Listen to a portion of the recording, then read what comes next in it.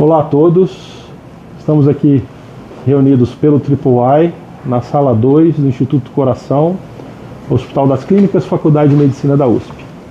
Estamos aqui para fazer um procedimento de intervenção complexa, com stent dedicado, que vamos detalhar para os senhores. Estamos aqui Dr. Marcos, Dr. Rodrigo, Dr. Antônio Diniz e eu, Carlos Campos. Queria então convidar o Dr. Rodrigo para passar para a gente, detalhar para nós qual é o caso clínico da intervenção de hoje. Perfeito, doutor. A gente hoje tem o caso de um paciente masculino de 69 anos. Ele é um paciente previamente hipertenso, ex-tabagista. Também ele encontra agora tratando uma lesão de melanoma, tá? Ele tinha um quadro clínico, uma queixa principal de uma angina CS2, uma angina aos grandes esforços. Foi optado por fazer um cateterismo devido ao risco cardiovascular. No cateterismo cardíaco, a gente pode conseguir ver aqui nas imagens, ele tem a presença de uma lesão no ósseo do tronco da coronária esquerda. A gente pode ver que tem algumas características que falam a favor que é uma lesão importante. Não tem a artéria não está refluindo pelo catéter e também algumas características, né, que a gente conseguiu ver durante o exame, que é o dampeamento da curva de pressão e a ventricularização. Tá? A gente também vê que essa placa que começa no ósseo, a gente consegue ver que ela chega a pegar uma lesão tubular, chega até a descendente anterior. Então a gente vai fazer tratamento desse paciente. Perfeito. Dr. Rodrigo, obrigado. Então esse é um caso de um paciente com lesão de tronco se estendendo para descendente anterior. Um caso que foi discutido no Heart Team, então foi decidido pelo tratamento percutâneo, tá? E nesse cenário, quando a gente fala de tronco de coronária esquerda, é frequente a gente ter, né, doutor Antônio, uma desproporção. O tronco muito calibroso, o vaso filho, a descendente anterior ou circunflexa com calibre menor. E a gente precisa muitas vezes fazer um ajuste para que o stent tenha a posição, expansão adequada, sem haver deformidade. Nesse caso específico, então, a gente está usando um stent dedicado, especializado para esse tipo de intervenção. Você pode falar para a gente um pouquinho sobre esse stent, por favor? Carlão, isso que você falou, nós nos deparamos com bastante frequência na nossa prática clínica intervencionista, né, que é a desproporção entre vasos. A gente geralmente tem um tronco, né, pela lei de Finet, pela lei das bifurcações, o tronco é maior que a CX e a DA, e algumas vezes essa desproporção ela é bem importante. E esse stent que nós estamos aqui hoje, que é o Megatron, é um stent da Boston Scientific, é um stent dedicado principalmente para grandes vasos, bifurcações e lesões ostiais. Sabemos que, além da desproporção, as lesões ostiais, elas geralmente são mais fibróticas, com mais tendência a ter aquele recoil. E com isso, a gente sempre procura um stent que tenha uma força radial maior, né, para ter uma boa expansão. E esse é um stent com algumas características, ele vem da família do Synergy. Então, o stent Megatron, ele é um stent a liga metálica é de platino cromo, ele vem como o Synergy eluído com o everolimus, é a droga, com polímero abluminal biabsorvível, ele vai absorvendo nos 3 meses, liberando aí o everolimus. E as características adicionais, ao longo ele vem nas 2 primeiras fileiras com 4 interlinks e no resto do corpo com 3 interlinks. Enquanto, né, a geração anterior era com 2 interlinks durante todo o seu corpo. Esses 4 interlinks nas células proximais, para esse caso em particular, é muito interessante, né, Antônio? Porque esse paciente tem uma lesão aorto-ostial no tronco da coronária esquerda, não é isso? Exatamente, Carlão.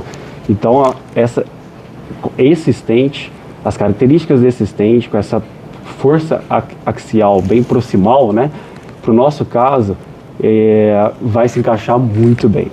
E outra coisa que a gente vê é que quando há a desproporção bem importante entre DA ou CX e o tronco, essa hiperexpansão proximal, a gente sabe que o stent tem que ficar bem aposto do tronco da coronária esquerda. E essa hiperexpansão do stent pode deformar, né, a estrutura do stent, alterar a cinética de liberação da droga, alterar o polímero, dar mais prolapso de placa, né, e alterar aquela quantidade da relação droga entre o stent e a artéria. E estudos de bancada do Megatron mostram que isso é mantido, né? A estrutura do Megatron, mesmo na hiperexpansão, ela é mantida, não alterando a cinética de liberação, não aumenta o prolapso de placa. Então isso é uma característica bem interessante aqui do stent, cara. E esse stent, por exemplo, ele começa com uma medida de diâmetro de 3,5, mas você consegue expandir um stent 3,5 até 6 milímetros, né? Então isso permite com que a gente tenha uma margem de trabalho muito grande entre o vaso filho, seja descendente anterior circunflexa, e o tronco da coronária esquerda. Então, exatamente, a gente tem uma margem de manobra grande para ajustar o stent de acordo com o diâmetro dos vasos, né? Exatamente. Nesse caso, nós fizemos uma corrida de ultrassom intracoronário para descendente anterior e para artéria circunflexa, para que a gente pudesse examinar o quanto que tinha de placa se estendendo para esses dois vasos, tá?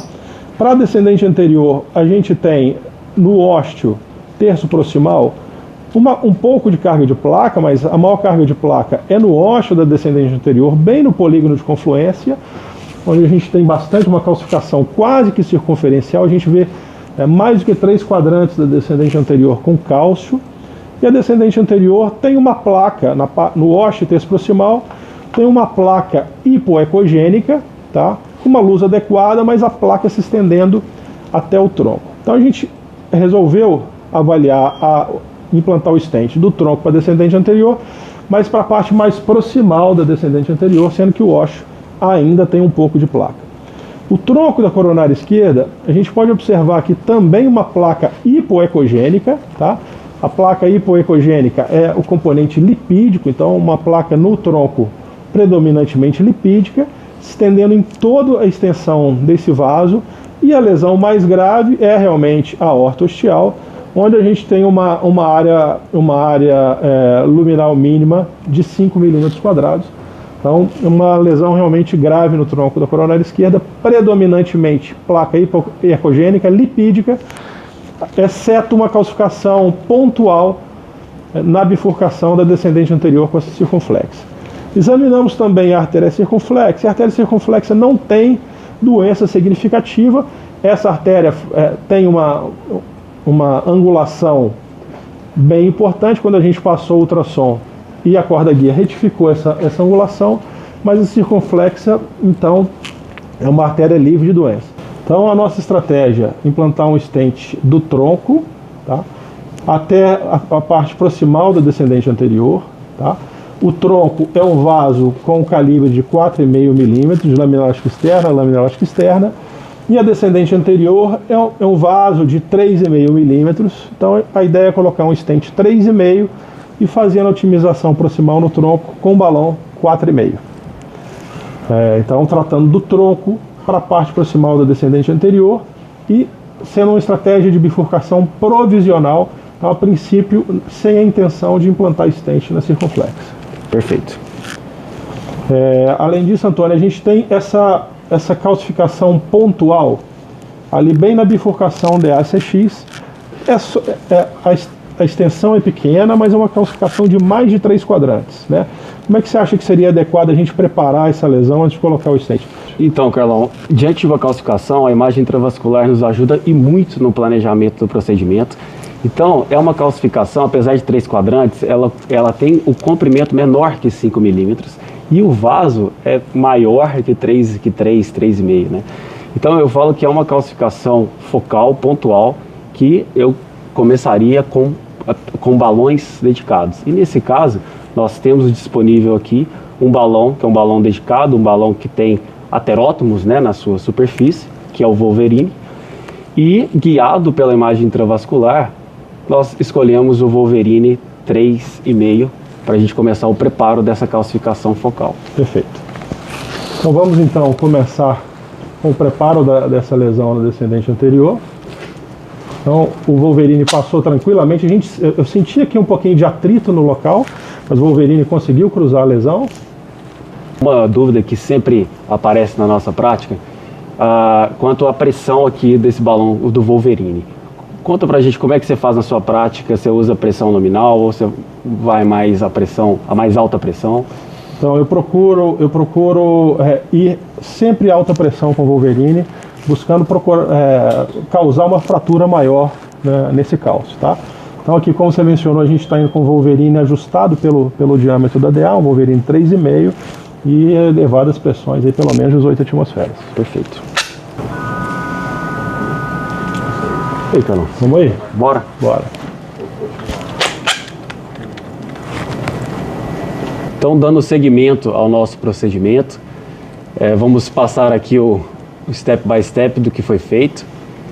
Então, primeiramente, como a gente tinha planejado com a imagem intravascular, nós fizemos aqui o preparo daquele cálcio focal com o balão Wolverine 3,5. Depois, progredimos com o posicionamento do stent Megatron 3,5-24. Então, como a gente pode notar, a gente fez várias projeções, tomando bastante cuidado para a gente não perder o washout, nem protruir demais o stent para a aorta, né? Fizemos a liberação do stent. Percebe que o stent é bem radiopaco, né? A gente consegue identificar ele na radioscopia com muita facilidade, né? Exatamente, isso foi uma percepção, uma qualidade, né, muito boa do stent que nos ajuda. E após a gente fez a pós-dilatação proximal, né, o POT com o balão 4,5, tomando bastante cuidado para o catéter não engajar, para não haver qualquer deformidade do stent. E após o POT, fizemos aí o recruzamento das cordas guias e o kissing balão com balão 3,5 na DA e um balão 3 na CX. Lembrando que, né, Carlão, é outra característica de bula aí do stent, que ele permite em estudos de bancada até o kissing, você abrir as hastes laterais com balão 5 sem haver deformidade aí do stent. E após esse kissing, fizemos o controle angiográfico e também ultrassonográfico, que o Carlão vai descrever. Então, o controle com ultrassom intracoronário, a gente consegue ver um stent bem aposto e bem expandido, tá? Então vejam a transição desse stent da descendente anterior para o tronco da coronária esquerda. Então aqui a gente vê a abertura para a artéria circunflexa, a carina da bifurcação. Então a partir desse ponto já é o tronco da coronária esquerda, o stent bem aposto o tempo todo, bem expandido, tá? Então a gente conseguiu realmente uma adequação para os diferentes diâmetros do stent. E aqui a gente vê a pequena protrusão do stent para a aorta, tá?